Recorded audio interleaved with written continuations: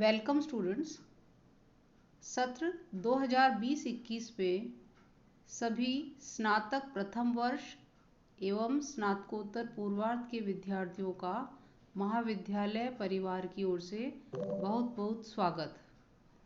आज हम आनंदम विषय के बारे में आपको बताएंगे। मैं डॉक्टर अलका पारेख, प्रभारी आनंदम विषय SRKP गवर्नमेंट कॉलेज किशनगढ़, आप सभी का स्वागत करती हूँ। आनंदम विषय संबंधी कुछ जानकारी आपको देना चाहती हूँ। यह पाठ्यक्रम वर्तमान सत्र में 2020-21 में केवल स्नातक प्रथम वर्ष और स्नातकोत्तर पूर्वार्ध कक्षाओं के लिए लागू होगा और इस विषय में जो पाठ्यक्रम है ये इसमें अंक गणना होगी और इसके अंक, प्राप्तांक, ग्रेड मार्कशीट में जोड़े जाएंगे। इसको पूर्ण वेटेज दिया जाएगा। वार्षिक पद्धति के अंतर्गत विद्यार्थियों को एक प्रोजेक्ट सत्र के अंत में जमा करवाना होगा। सेमेस्टर पद्धति के अंतर्गत विद्यार्थियों को प्रति सेमेस्टर एक प्रोजेक्ट जमा करवाना होगा। कॉलेज द्वारा एक आनंदम की जीमेल आईडी बनाई गई है जो आप इसमें देख रहे हैं, anandamgck@gmail.com। महाविद्यालय स्तर पर प्रोजेक्ट असेसमेंट कमेटी PAC द्वारा विद्यार्थी जो कार्य करेंगे या कर रहे हैं उनका मूल्यांकन होगा। स्वयं पाठी विद्यार्थियों को डायरी के कार्य से मुक्त रखा गया है। उन्हें अपने द्वारा जो सामाजिक कार्य कर रहे हैं या जो प्रोजेक्ट रिपोर्ट है वो परीक्षा केंद्र पर नियत तिथि पर ऑफलाइन की हार्ड कॉपी जमा करवानी है और इस मूल्यांकन के लिए यह एक प्रैक्टिकल विषय है तो विद्यार्थी नियमानुसार इसमें शुल्क स्वयं पाठी विद्यार्थी देंगे। रेगुलर विद्यार्थियों को कोई शुल्क इसमें नहीं देना है। आनंदम पूर्णतः छात्र वर्ग में एक सामाजिक सौहार्दता, प्रसन्नता एवं सकारात्मकता के संस्कार को पुनः स्थापित करने की दिशा में एक प्रयास है। इस विषय को पाठ्यक्रम में इस उद्देश्य से शामिल किया गया है ताकि विद्यार्थियों में नेतृत्व के गुण विकसित किए जा सकें, जिससे अंततः एक स्वस्थ और प्रसन्न मानसिकता का समाज विकसित हो। छात्रों के जब उत्कृष्ट प्रदर्शन होगा तो मेंटर्स द्वारा उन्हें प्रोत्साहित भी किया जाएगा। सत्र के अंत में जो चयनित छात्र हैं उनको मेंटर्स और प्राचार्य द्वारा उल्लेखनीय सामाजिक कार्य करने के लिए प्रशंसा अथवा प्रमाण पत्र दिए जाएंगे। इस विषय का उद्देश्य है कि छात्रों को समाज से जुड़कर संवाद करने के लिए प्रयास करना, समाज की समस्याओं को समझने समझाने के लिए उत्साहित करना और छात्रों को देने और साझा करने की खुशी के प्रति संवेदनशील बनाना। हम चाहते हैं कि सभी छात्र संवेदनशील बने क्योंकि ये आजकल असंवेदनशील हो गए हैं। इससे जुड़कर छात्रों को अपनी रचनात्मकता एवं संवेदनशीलता प्रकट करने का शुभ अवसर मिलेगा। यह विषय पूरी तरह देने और साझा करने की खुशी पर आधारित है। यह न केवल छात्रों के व्यक्तिगत, सामाजिक, नैतिक, शैक्षणिक और सर्वांगीण विकास के लिए बहुत प्रभावी साबित होगा बल्कि उनके नेतृत्व गुणों को भी निखारेगा, जिससे उनकी कैरियर की संभावनाएं और प्रबल होंगी। इस विषय के अधिकतम अंक हैं 100। कुल मूल्यांकन व्यक्तिगत गतिविधि और समूह परियोजनाओं पर आधारित है। यह एक क्रेडिटेड विषय है। मार्क्स अथवा ग्रेड दोनों को विश्वविद्यालय के नियमों के अनुसार मार्कशीट में दर्शाया जाएगा। इस विषय के अंकों को अन्य 3 विषयों के अंकों के साथ जोड़ा जाएगा। महाविद्यालय स्तर पर आनंदम के लिए कोई शुल्क नहीं है। प्रत्येक विद्यार्थी को 2 प्रकार की गतिविधियां करनी होंगी, एक व्यक्तिगत, दूसरी समूह गतिविधियां। व्यक्तिगत गतिविधि से अभिप्राय है विद्यार्थी द्वारा प्रतिदिन किसी समाज हित जरूरतमंद व्यक्ति के लिए कुछ अच्छा कार्य करना है। प्रत्येक विद्यार्थी को एक दैनिक डायरी रखनी होगी जिससे वह अपने द्वारा किए गए दैनिक अच्छे कार्य को रिकॉर्ड करेगा तथा समूह प्रोजेक्ट रिपोर्ट के साथ इसे मेंटर के पास जमा करवाना होगा। समूह गतिविधि से अभिप्राय है 8 से 10 छात्रों के समूह द्वारा समाज विशेष रूप से जरूरतमंद लोगों को लाभ पहुंचाने वाली परियोजनाओं को ये अपनाएगा। सेमेस्टर योजना में छात्रों को प्रति सेमेस्टर एक समूह सामुदायिक सेवा परियोजना पूरी करनी होगी तथा वार्षिक योजना में छात्रों को प्रतिवर्ष एक परियोजना पूरी करनी होगी।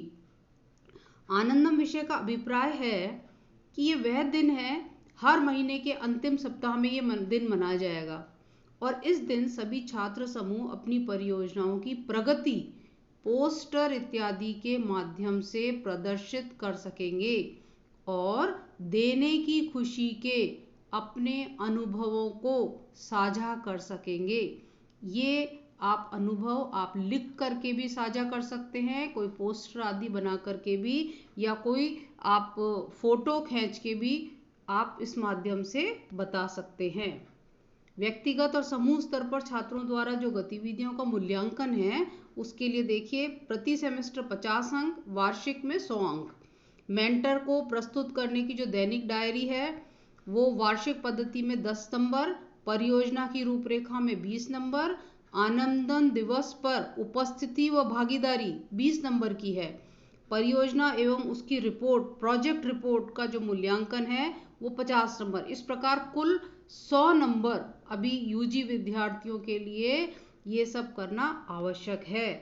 प्रोजेक्ट रिपोर्ट के मूल्यांकन को अगर देखें तो पूर्णांक 50 में 10 नंबर हैं छात्र समूह द्वारा अपनाए गए प्रोजेक्ट की गतिविधियों के वीडियो। 10 नंबर सामाजिक गतिविधि में छात्रों का योगदान एवं सहभागिता, और 30 नंबर हैं कि समस्याओं का निस्तारण, चुनौतीपूर्ण मसलों पर कार्य और रचनात्मकता से संबंधित आप जो भी काम किया हो उसको लिख कर आप बताएंगे।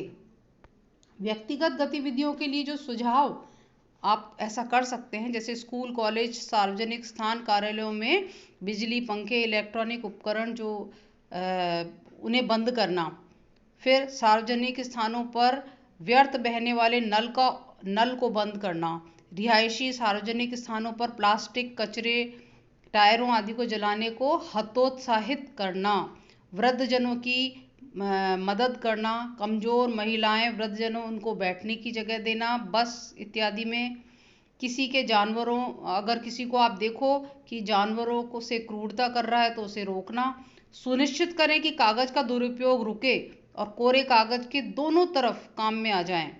जरूरतमंद, बीमार, वृद्धजन, दोस्त, रिश्तेदारों से मिलना अथवा फोन करना, महिलाओं की छेड़छाड़ या उत्पीड़न को रोकना, पौधे लगाना, पौधे सींचना, कोई पड़ोसी दोस्त की मदद के लिए हेल्प करना, किसी जरूरतमंद व्यक्ति के साथ भोजन, पानी, दवा, अगर कोई बीमार है तो उसे दवा पहुंचाना घर पे, लोगों को सड़कों पर कचरा फेंकने से रोकना, सभी से विशेष रूप से गरीबों से विनम्रता से बात करना, शब्द और संकेतों के माध्यम से महिलाओं या लड़कियों का सम्मान करना, बच्चों, महिलाओं के सामने अभद्र भाषा का प्रयोग न करना, किसी का खोया हुआ पर्स, वैलेट, दस्तावेज वापस पुनः लौटाना, अपनी जगह अन्य को लिफ्ट या कतार में स्थान देना, तेज ध्वनि पर संगीत न बजाकर छात्र वर्ग, वृद्धजन, पड़ोसियों के लिए शांति कायम रख सकते हैं, किसी ऐसे व्यक्ति को उपहार देना जिसे आप नापसंद करते हो, कंप्यूटर संबंधित दैनिक समस्याएं जैसे ईमेल भेजना,